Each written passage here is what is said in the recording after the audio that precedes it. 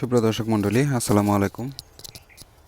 আপনার সামনে হাজির হলাম একটা পেঁপে বাগানের প্রতিবেদন নিয়ে। তো আশা করি যারা এই প্রতিবেদনটি দেখবেন সবারই উপকার আসবে এই ভিডিওটি। দেখুন, আমার পেঁপে গাছটির বয়স সবেমাত্র 2 মাস। 2 মাস আগে রোপণ করা পেঁপে গাছ। বাড়িতে আমি চারা তুলছি। তো এক্ষেত্রে বৃষ্টি পরবর্তীকালীন কীরকম পরিচর্যা আমি করছি আপনাদের একটু দেখাই।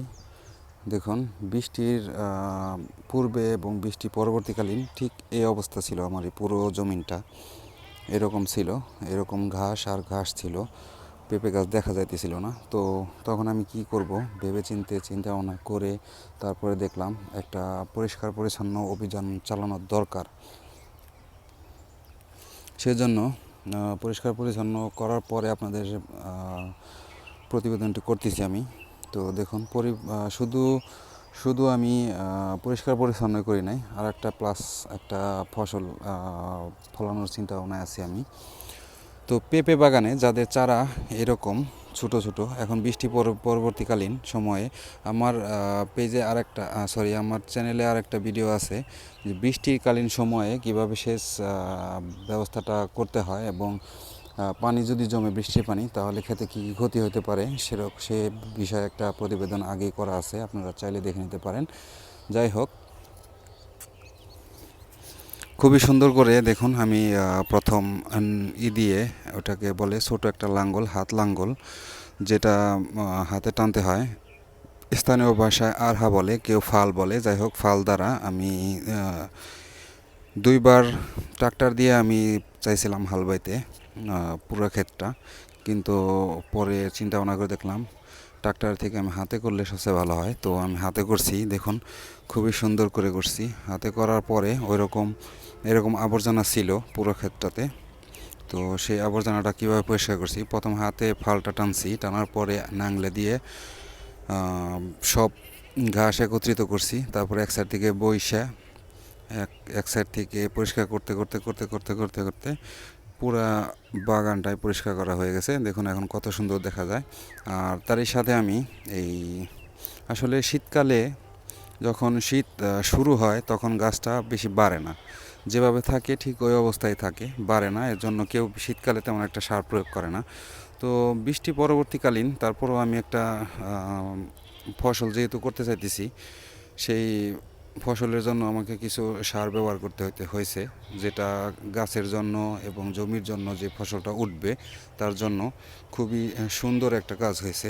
সেটা হলো ধনিয়া পাতা আমি ছিটাই দিছি পুরো খেতে, দেওয়ার পরে একটা মই দিছি কলা গাছ দিয়ে, দেওয়ার পরে সাথে সার ছিটাইছি আমি টিএসপি, তারপরে কী বলে পটাশ, আর হলো ইউরিয়া। তো মোট 20 কেজি আমি ছিটাইছি এই খেতে। 15 কেজি টিএসপি,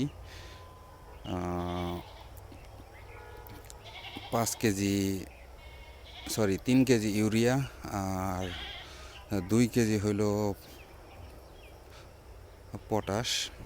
এইভাবে আমি ছিটাইছি হালকা পাতলা, কারণ জমিটা যখন চাষ করছি তখন আমি কিছু সার প্রয়োগ করছিলাম, ঠিক এরকমই কিছু সার প্রয়োগ করছিলাম। করার পরে তারপরে আমি খেতে চারাগুলো রোপণ করছি। যাই হোক, এখন দ্বিতীয়বারে আর আমার কোনো সার দেওয়া লাগবে না, কারণ ধনিয়া পাতায় আমি অলরেডি সার দিয়ে তারপর ধনিয়া পাতা ছিটাইছি। তো এক কাজে 2 কাজ হয়ে যাবে। এখন বৃষ্টির সিজন না, তো বৃষ্টি যা হওয়ার হয়ে গেছে 10-12 দিন আগে, একটানা 4-5 দিন বৃষ্টি হয়েছে।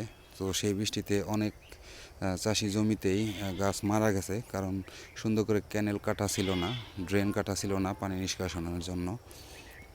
তো ওই একটা প্রতিবেদন আমি করছিলাম, যাদের ইচ্ছা হয় দেখে নিতে পারেন। যাই হোক, এই ক্ষেত্রতে দেখুন কত পরিষ্কার, কত সুন্দর করে আমি পেঁপে গাছের যত্ন নিচ্ছি। পেঁপে গাছের গোড়া থেকে শুরু করে পুরো ক্ষেত একদম পরিষ্কার করে ফেলছি।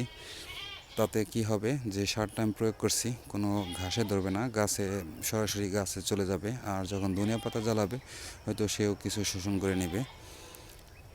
তো সেটা হলো প্লাস পয়েন্ট ক্ষেতের জন্য শীতকালে। আর একটা কাজ করতে আসছি আমি এখন। দেখুন, একটা পেঁপে গাছ যখন এরকম ডালপালা নিয়ে পাতা টাতা নিয়ে গজায় উঠতে চাইবে, তখন তার অনেক প্রতিকূল আবহাওয়ার কারণে অনেক ভাইরাসজনিত অসুস্থতা গাছের, প্লাস বিভিন্ন ঘাস ফড়িং বিভিন্ন কীটপতঙ্গ এসে এই গাছের পাতার নিচে বাসা বাঁধবে আর ধীরে ধীরে গাছটাকে দুর্বল করে ফেলবে। তো এর প্রধান এই শীতকাল এবং বৃষ্টিকালীন সময় প্রধান যে ইয়েটা কীটপতঙ্গটা সেটা হলো সাদা ফড়িং, সাদা মাছি। যেই মাছিটা একবার একটা গাছে বসলে সে গাছের মানে 12টা বাজে 13টা ঝুলাই দেয় আর কি। যাই হোক, তার জন্য আমি একটা প্রতিষেধক কীটনাশক আনছি, আজকে স্প্রে করব। শুধু আজকে না, 15 দিন পর পর, 15 দিন 20 দিন পর পর গাছের কন্ডিশন বুঝা। তো প্রথম কিস্তিতে আজকে যদি স্প্রে করি, হয়তো 10-12 দিন পরে আমি আর একবার স্প্রে করব, তারপর ফলাফলটা দেখব। দেখার পরে তারপরে যদি লাগে তো লাগলো আবার স্প্রে করব, আর যদি না লাগে তাহলে হয়তো একটু টাইম বাড়ায় দিব। দেখা গেছে যে প্রতি 15 দিন পর পর আমি প্রথম কিস্তি দ্বিতীয় কিস্তি দিলাম, তারপরে হয়তো বা 20 দিন 1 মাস পর পর হয়ে যাবে আর কি, গাছের কন্ডিশন দেখে। যাই হোক, দেখুন কত সুন্দর একটা বাগান হয়েছে এটা। গাছগুলা সবেমাত্র মাথা চড়া দিয়ে উঠছে, কারণ 2টা বৃষ্টি পাইলো এই গাছগুলা।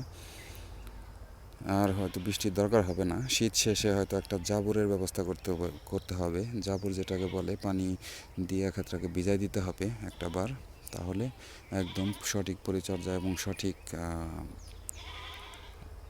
সময়ে এবং সঠিকভাবে কাজে লাগবে। তো যাই হোক, আসুন দেখে নেওয়া যাক কী কীটনাশক আমি স্প্রে করব আজকে।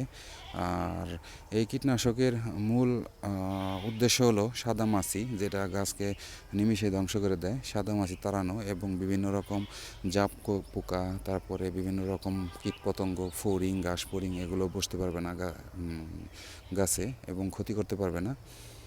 তো আসুন দেখি কি স্প্রে করব আমি, আপনাদেরকে প্যাকেটটা দেখাই। দর্শক, আসুন পরিচিত হই কীটনাশকের সাথে।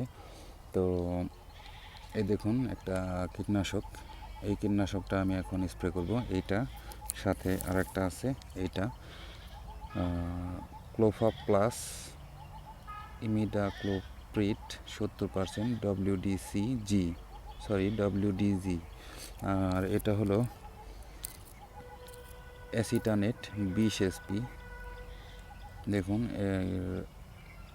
আপনারা অবশ্যই পরিচিত আছেন, যারা পেঁপে চাষের সাথে যুক্ত আছেন অবশ্যই জানেন যে এর কী উপকারিতা। দেখুন এখানে কি কি ধরনের সবজিতে এটা ব্যবহার করা যাবে: ধান, চা, তুলা, পাট, আম, সিম ইত্যাদি।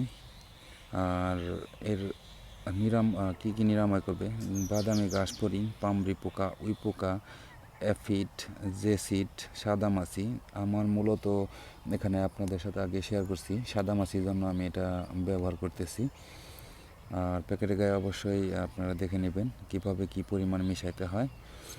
আর কেনার আগে অবশ্যই এক্সপায়ার ডেটটা অবশ্যই দেখে নেবেন, কারণ ডেট এক্সপায়ার হয়ে গেলে সেটা ব্যবহার না করাটাই ভালো। তো দেখুন, এটা 2023 পর্যন্ত মেয়াদ আছে, এক্সপায়ারি ডেট জুলাই 2023 পর্যন্ত। তো আসুন আরেকটা মিশ্রণের সাথে একটু কথা বলি। এইটা হলো ক্লোফা প্লাস ইমিডাক্লোপ্রিড 70% WDG। ফসল হলো কি কি ফসলে ব্যবহার করতে পারবেন: পাট, সিম, ধান ইত্যাদি। তো এখানে কি কি আপনারা দমন করতে পারবেন: পোকা, বিছা পোকা, জাপ পোকা, বাদামি ঘাস ফড়িং ইত্যাদি বিভিন্ন ধরনের কীটপতঙ্গ তাড়ানো যাবে। তো এই দুইটা একসাথে আমি মিশ্রণ করে তারপরে আমি প্রত্যেকটা গাছে একদম গোসল করাই দিব আর কি, গোসল করানোর মতোই করে দিব, যেন সাদা মাছিটা এবং অন্যান্য শীতকালীন যে পোকাগুলো আছে সেগুলো গাছকে আক্রমণ করতে না পারে। কারণ এই পরিচর্যাটা যদি না করি, এখন কিছুদিন আগে বৃষ্টি হয়ে গেছে, এখন গাছের বাড়ন্ত সময়, তাহলে গাছগুলা কি হবে, ধীরে ধীরে কীটপতঙ্গগুলো গাছগুলোকে চুষে খেয়ে ফেলবে। আর সাদা পোকাটা বিশেষ করে গাছের আক্রমণ করে তখন এরা ধীরে ধীরে এই পুরা গাছের রস শোষণ করে। এর জন্য গাছগুলা ধীরে ধীরে ধীরে ধীরে হলুদ হতে থাকে। হলুদ হয়ে এক সময় পাতাগুলো কুঁকড়ে যায়, যে কুঁকড়ানো অবস্থাটায় ধীরে ধীরে আর ওইটা ভালো হয় না, ধীরে ধীরে গাছটা মারা যায়। তো কী দরকার আছে, একটু সচেতন হইলেই তো এসব রোগবালাই দমন করা যায়। তো আসুন আমরা সবাই সচেতন হয়ে গাছের যত্ন নিই। যারা কৃষক ভাইরা আছেন, শুধু শুধু এতটুকুর জন্য আপনারা ফসল নষ্ট করবেন কী জন্য? তো এই ছিল আজকে প্রতিবেদন। আশা করি পরবর্তীতে আবার যখন নতুন কীটনাশক সার প্রয়োগ করব, গাছের যত্ন সম্পর্কে ভিডিও নিয়ে আসব। আশা করি পাশেই থাকবেন। যারা সাবস্ক্রাইব করেন নাই অবশ্যই সাবস্ক্রাইব করবেন আমার চ্যানেলটা, আর উৎসাহ উদ্দীপনা দিবেন যেন এগিয়ে যেতে পারি সামনের দিকে। আল্লাহ হাফেজ।